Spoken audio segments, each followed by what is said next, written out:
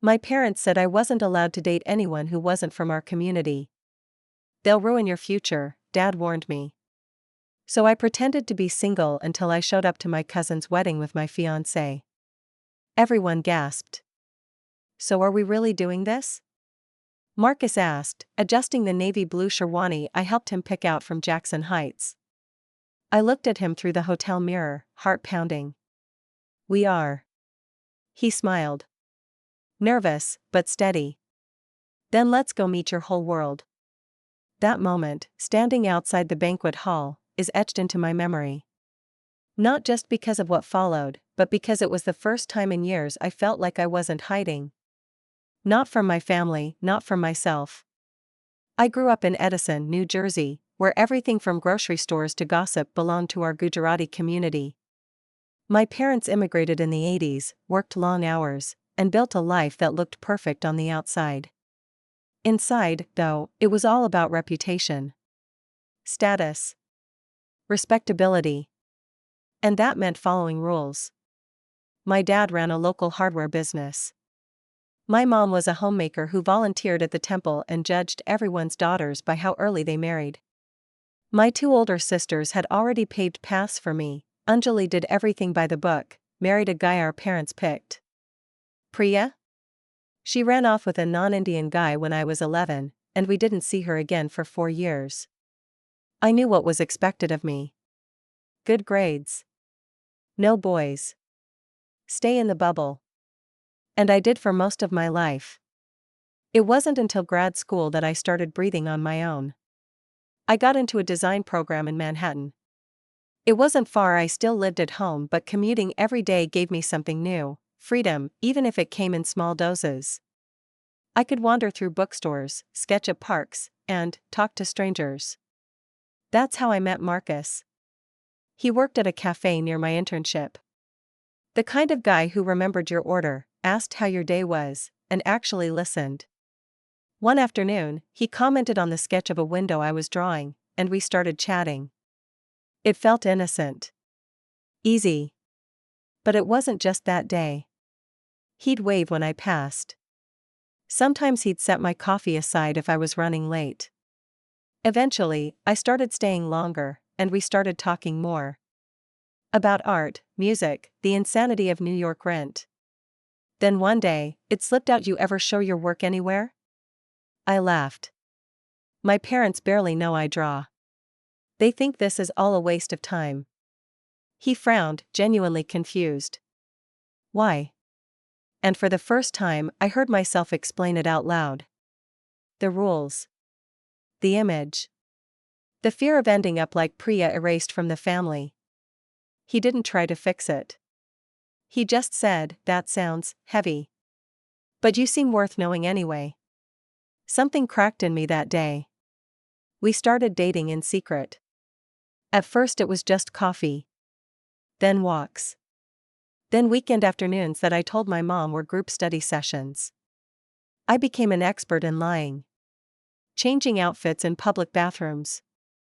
Switching shoes in train stations. Erasing messages from my phone. It was exhausting. But Marcus was never the exhausting part. He was patient. He didn't rush. He never asked why I wasn't introducing him to my family, he just waited for the day I'd be ready. And for a long time, I wasn't. Every time I got close, my parents would say something that shoved me back into fear. "Do you see what happened to the girl down the street? She married outside, now her kids are confused." Or, "These Americans don't know family values. They'll divorce you in 2 years." Then came the best line, "You're our only hope for keeping things right." What they meant was, "Don't betray us like your sister did." So I didn't. I smiled. I nodded. I helped plan my cousin Pooja's wedding like a good girl. My mom even said, "You'll meet someone at the wedding, I'm telling you." And all I could think was, I've already met him. I just can't tell you. 2 weeks before the wedding, I broke. Marcus had just made dinner, a simple veggie stir-fry, and we were sitting on his tiny couch watching old cartoons.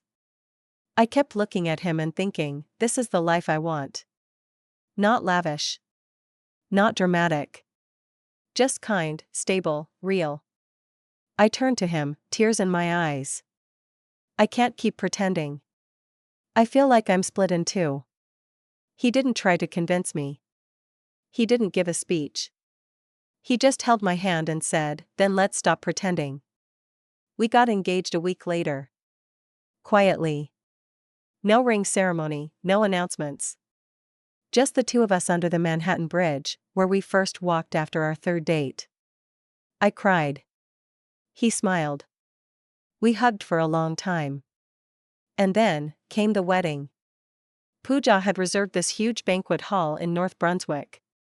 Almost every family we'd ever known was invited. It was like stepping into a live episode of Desi Gossip Weekly. And I was walking into it with Marcus in full Indian attire holding my hand like we were already a team. People didn't even try to be subtle. There were gasps. Full-on gasps. Aunties whispering behind their clutches. Uncles stopping mid-bite. I heard someone say, "That's Nirali's fiancé?" But I didn't look away.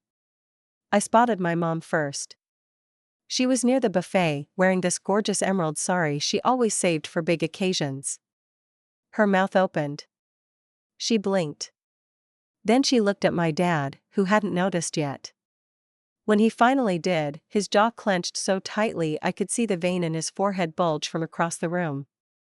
Still, we walked in. My sisters, bless them, came right up and hugged me. Anjali whispered, "About damn time." Priya winked and mouthed, "You go, girl." We sat. We ate. We even danced once. But the tension was thick.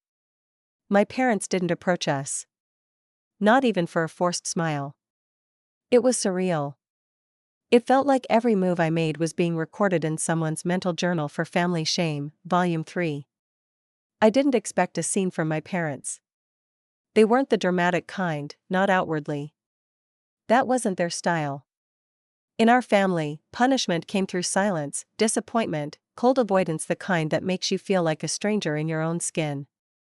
After the ceremony, while everyone was gathered for photos and sweets, I caught my mom standing stiffly near the mandap. She looked like she'd aged in an hour. She wasn't talking to anyone, just clutching the end of her palu so tightly I saw the fabric crinkle. I walked toward her slowly. Alone. Marcus stayed behind. He understood this was something I needed to do by myself. "Hi, Ma," I said quietly. She turned her head, but not her body. Her eyes scanned my face like I was someone she hadn't seen in years. I waited. "You could have told us," she finally said. Her voice was soft, but sharp. "I wanted to," I replied, just as quietly. "I was scared." "You should have been," she muttered, and walked away. That was it. No shouting. No tears. Just a quiet burn that sat in my chest all evening. Marcus didn't say anything when I returned to our table. He just took my hand under the tablecloth, squeezed it once, and looked back at the dance floor. My cousin's wedding rolled on, music blasting, drinks flowing, people laughing while the side of the room where my parents sat remained still. My dad hadn't moved. Not once. He didn't look at me. He didn't look at Marcus. He just sat there, arms folded, eyes on the exit, like he wanted to leave but wouldn't give me the satisfaction of knowing.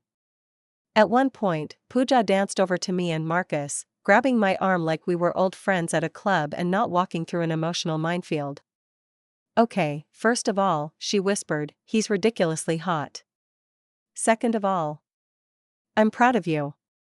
I blinked. "You're not mad?" She rolled her eyes. "You think I care? Have you met my mom? She picked out 5 men for me on Shaadi.com last year and still hasn't forgiven me for choosing someone who eats beef." We both laughed a little too loudly, and for a second, the tension cracked. Marcus smiled, caught in our orbit. But it didn't last. The wedding ended with the usual farewells, and we slipped out quietly before the last round of group photos. I couldn't handle the whispers anymore. Not that night. The car ride home was quiet. I rested my head on the window while Marcus drove. He didn't push me to talk. He never did.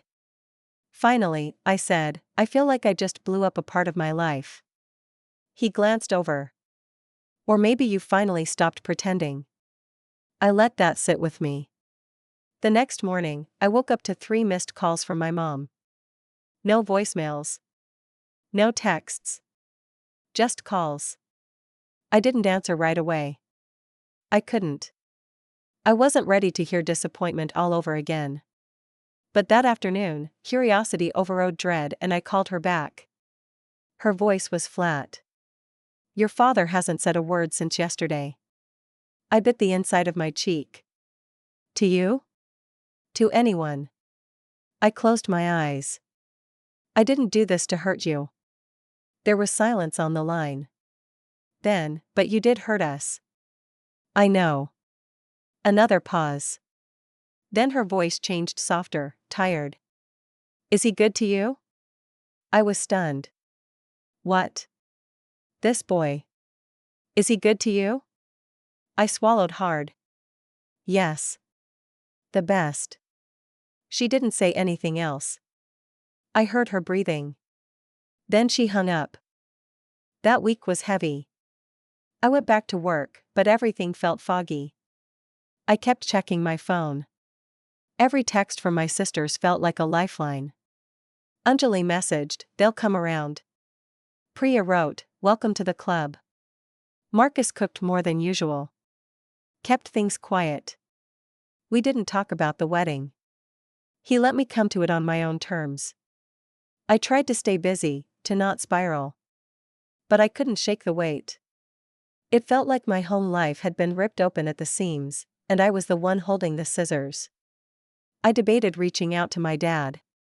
I opened my messages at least 10 times and typed drafts I never sent. Eventually, I sent one line, can we talk? Just you and me? No response. That weekend, my mom invited me to dinner. Not Marcus. Just me. I went, heart in my throat, palms sweating on the steering wheel the whole ride there.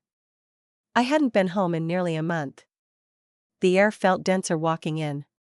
Everything looked the same: furniture, photos, even the same faint smell of turmeric and incense.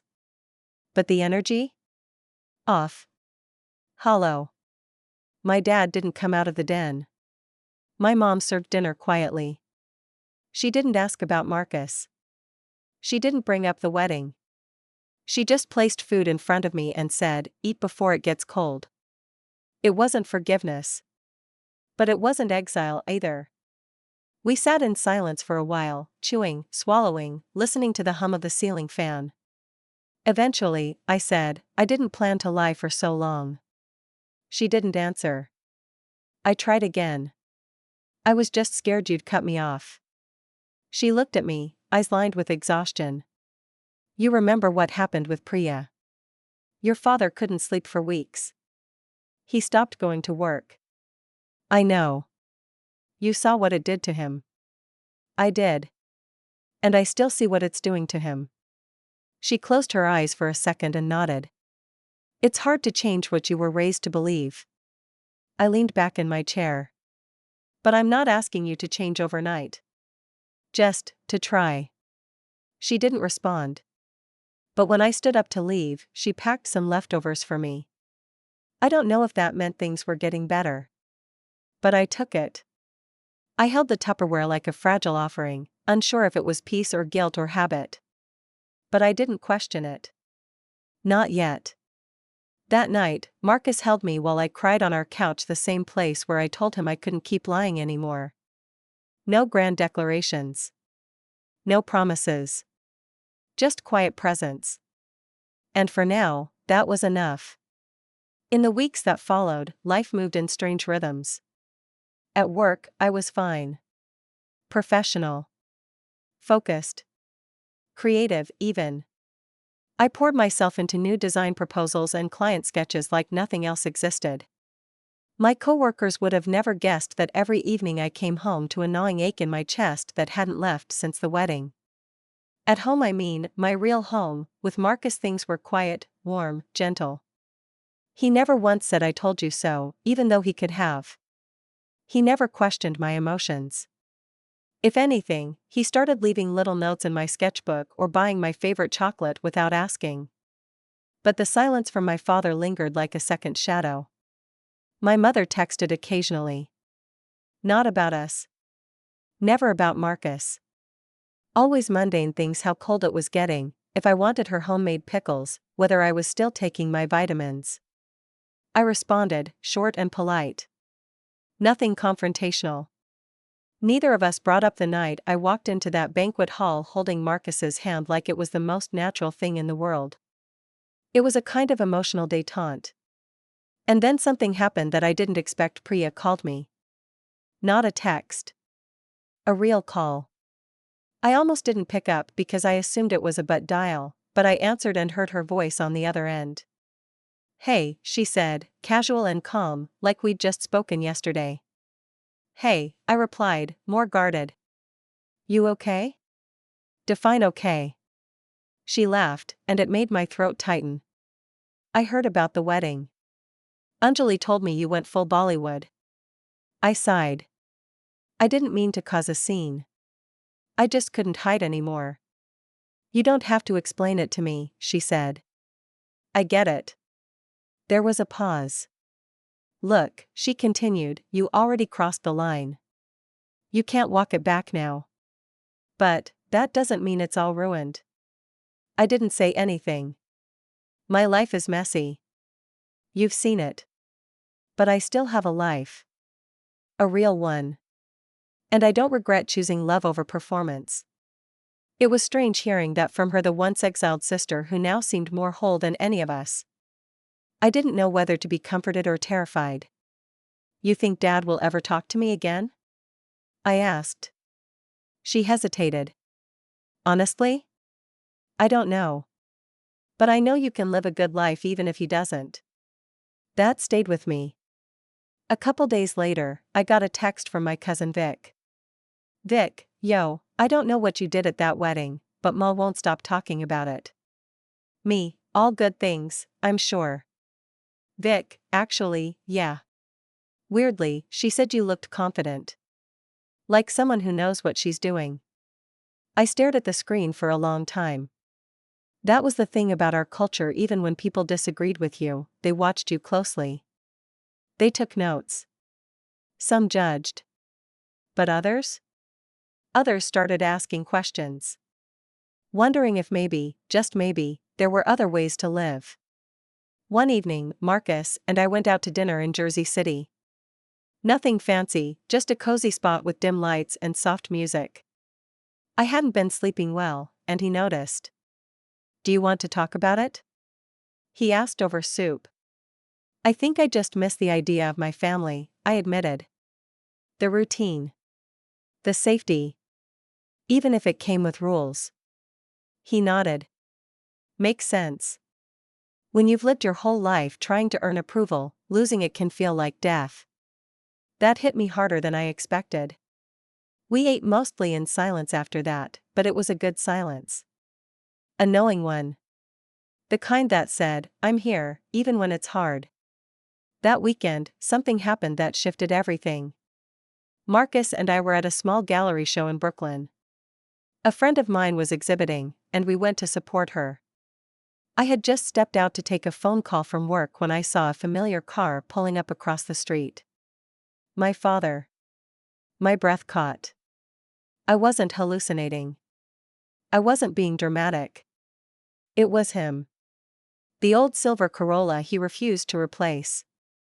He parked. Sat in the car. Didn't get out. I panicked. Looked around like I was in danger. Then the car window rolled down slowly and he looked at me. No anger. No joy.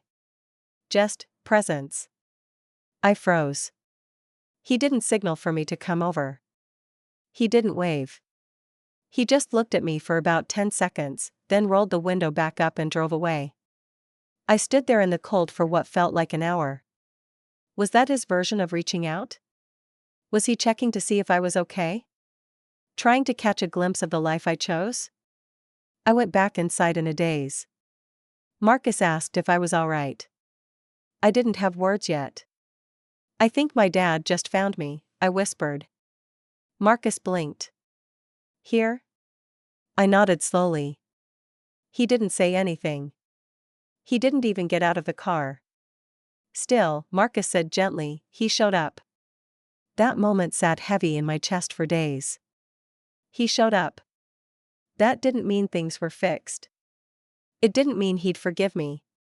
But he hadn't cut me off completely. And in our family, where silence was often the deepest punishment, that mattered. I didn't know what to do with it yet. I didn't call him.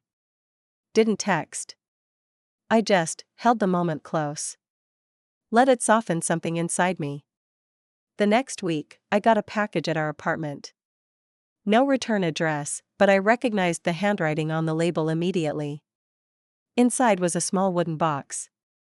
Hand-carved. Simple. And inside that, a note in my mother's familiar Gujarati script. Your grandmother's. For your future home. I stared at the box for a long time. I opened it. Inside was a tiny silver idol of Lakshmi, worn at the edge as the one that had sat on my parents' kitchen shelf for decades. No words. No apology. No explanation. Just a gesture.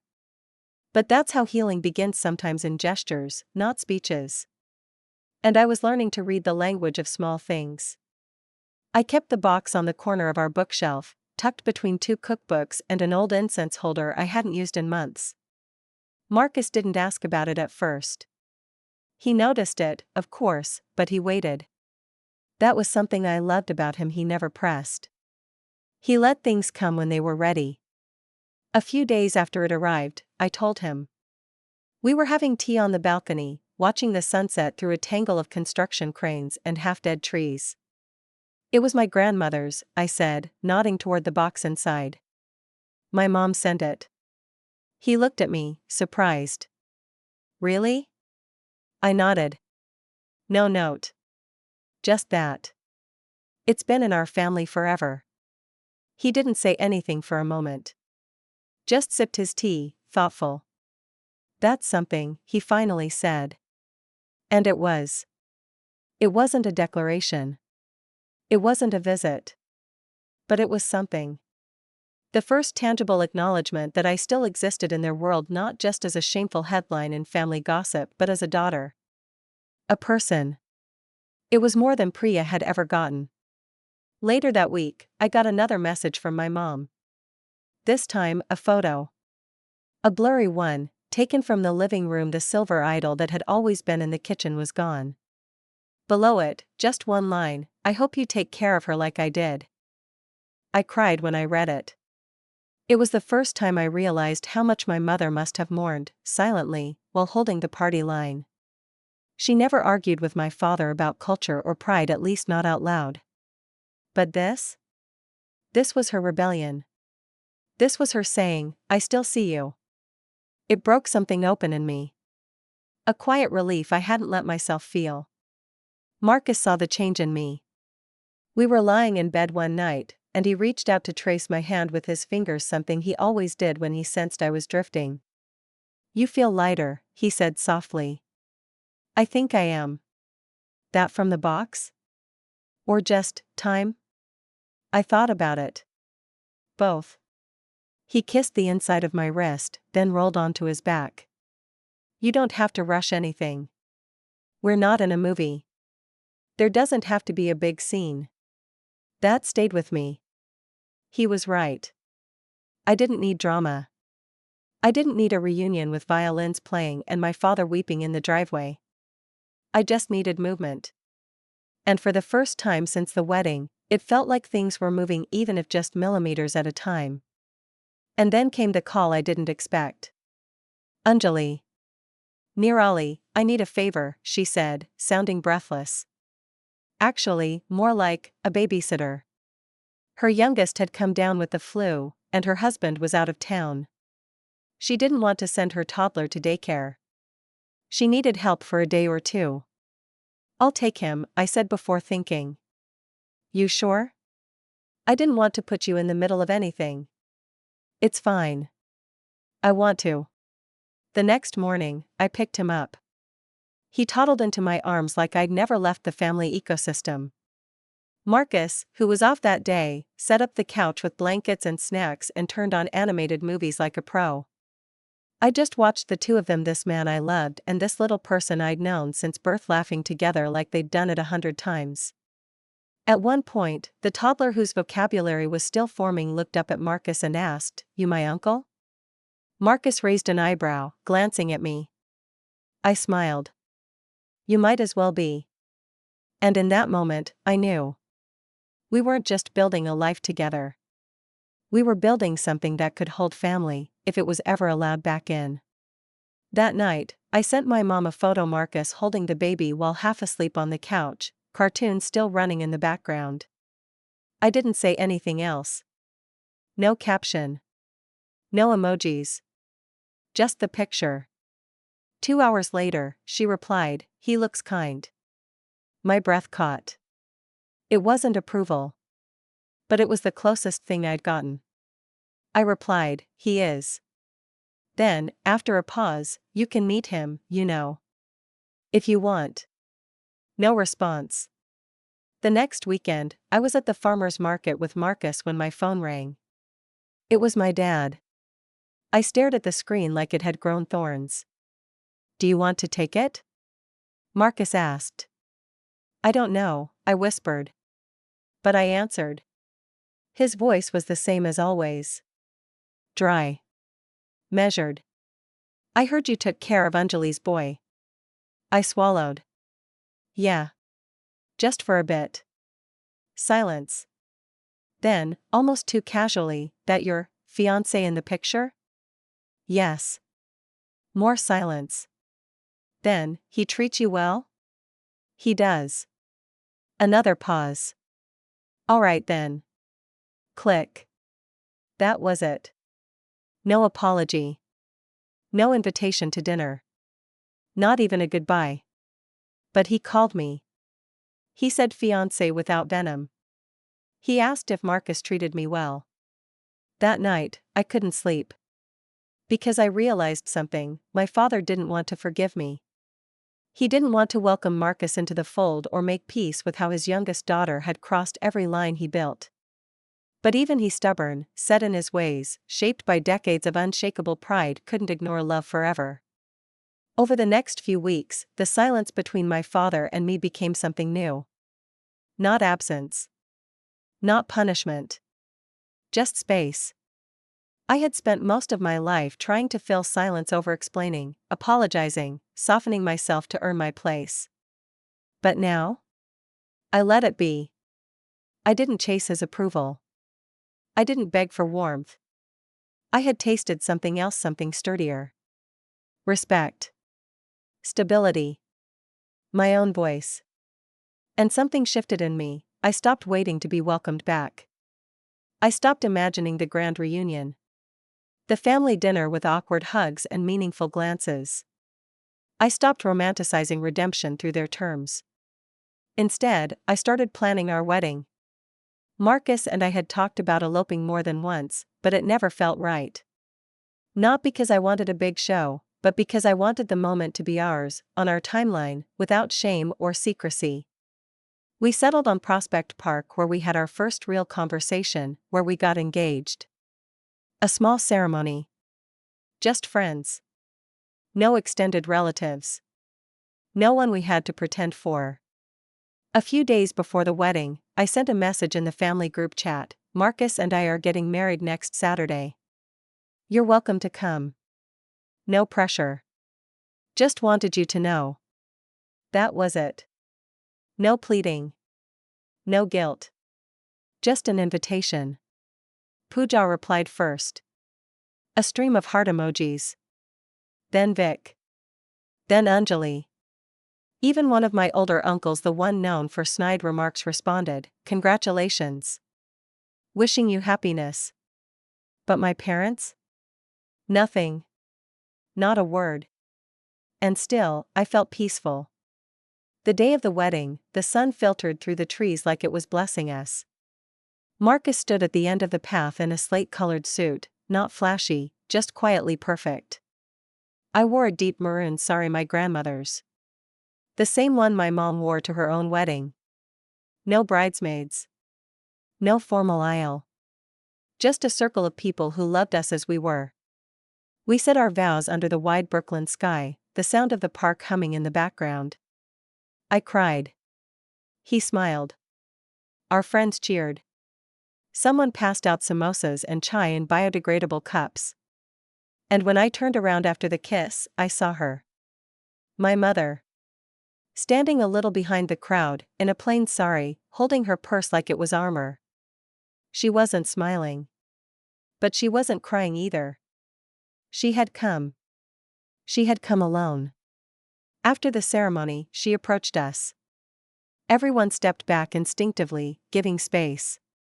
She didn't say much. Just looked at Marcus for a moment, and then at me. "You look like your nanny," she said. Strong.